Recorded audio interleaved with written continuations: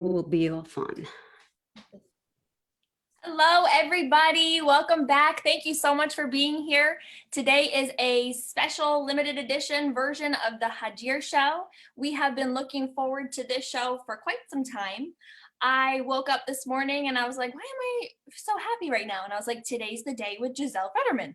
That is why I'm happy. So we are here to let you speak to the Fettermans. You will fall in love with them as much as we are. And we have Giselle. She is our second lady here in Pennsylvania. She's an incredible woman. She does a lot in our communities.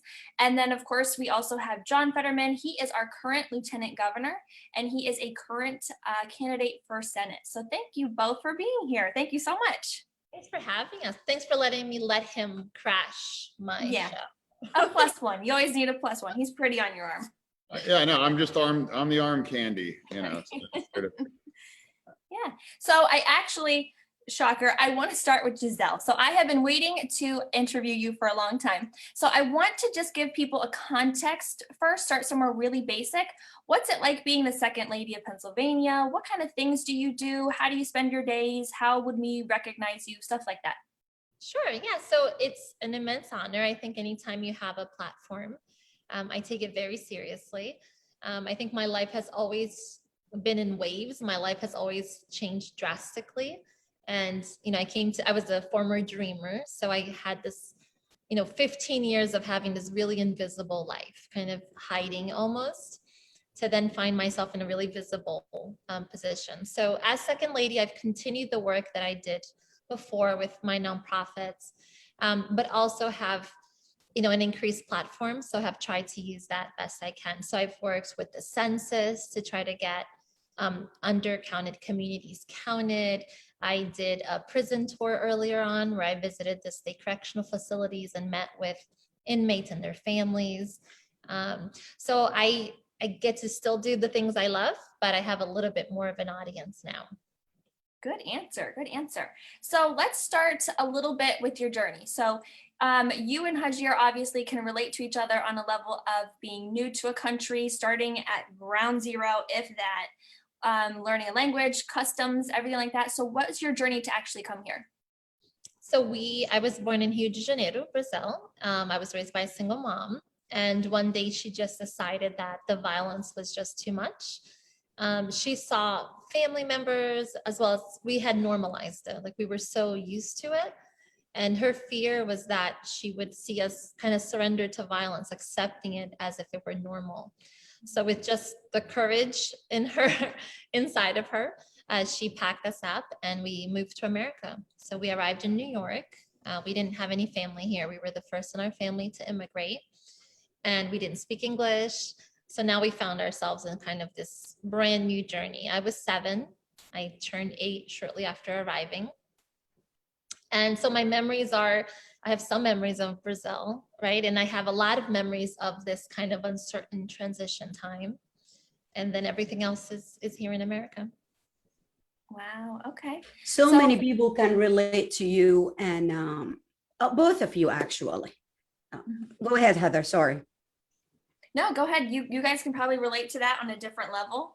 Yeah, we'll definitely have a long talk later on, but I'll let you finish. So you are in New York. How do you get connected with Pennsylvania? Was it through John? How did you guys meet? How did that everything begin? Sure. He loves when I tell this story. So I've been in Pennsylvania now for 14 years. So I lived in New York and New Jersey for a while. When I moved to Pennsylvania, when I first visited, I read an article about Braddock and I learned about this young mayor and the work that he was doing, groundbreaking work in this community. And I wanted to understand, like I had never read a case of abandonment on such like a large scale. Like how do people just get up and leave a place and leave their lives behind? And I just wanted to understand that and see that firsthand. At that time, I was working with food justice and food access. I learned that this was a steel town. The steel from Braddock built half of America. So I just wanted to understand and see it firsthand and learn. And I wrote him a letter. And then he received my letter. We planned a visit. And that's how I ended up in Pennsylvania. Okay. So like activism meets activism. Love it. Love it, love it. Yeah, I mean, I have my mom and dad are both from the Pittsburgh area, and so they are all about it. So, I mean, I can imagine going between Braddock and Harrisburg. I mean, is it easy going back and forth, raising a family, like just the realities of being the second family? Yeah, he's doing a lot more of the traveling now. During the pandemic, I've been here more. Before the pandemic, we were pretty much back and forth constantly, and we were always in different places. Like if I was here, he was there, but we've had a lot more time together during the pandemic, and he's so excited because he has me around more. Who won't be? But then again, listen, I know we are like all loving you and all of that, but we all have to remember, if he wasn't a good man, you won't be with him. Exactly. Right, John? Yeah, I hope so. I don't think it's because of my looks, but yeah, I mean, I think it's worth mentioning that we had the option, as every lieutenant governor does, to live in the lieutenant governor's mansion in outside of Harrisburg, and I rejected that and thought it's inappropriate. The Pennsylvania doesn't owe us a roof over our head and things like that.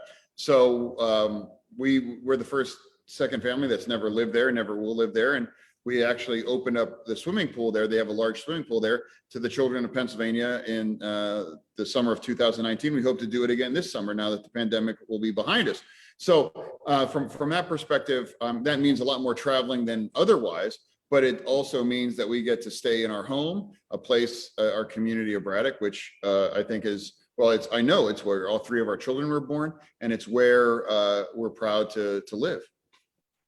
And this is one of the, I read a lot about both of you, obviously, and I, like this caught my attention because you did not just say, I'm not going to stay in that house because of this reason, but you explain why, and you used it for something not so many of politicians that I know did or thought of. So thank you both for Sure. being who you are, honestly.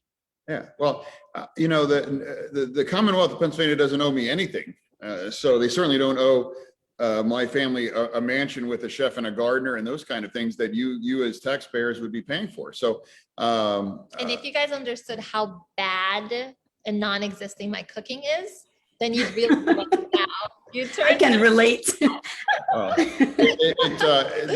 The point is that it's an honor. And will always be an honor to serve as our state's lieutenant governor, but that's where it stops. We're not owed anything. So it was never up for debate within our family, as far as I'm concerned. This is our home, and I can embrace the honor of serving as lieutenant governor with rejecting those kind of things that I don't think are appropriate.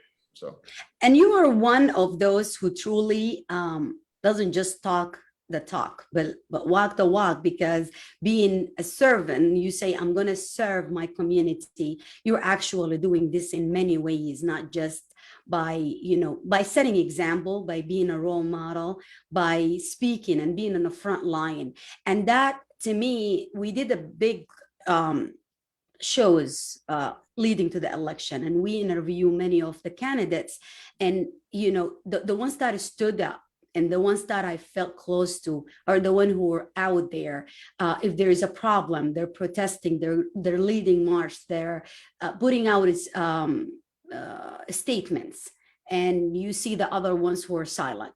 So someone is silent is not, to me personally, as a voter, that's not someone I will trust. Because if you don't stand up when there is a problem, I'm not going to trust you in standing up ever for anyone in your community. What do you feel about that? Well, I feel that I've always tried to walk that line between saying and making those kind of statements that you referenced when I believe it's appropriate, but also working behind the scenes to deliver those kind of changes and those kinds of that kind of relief.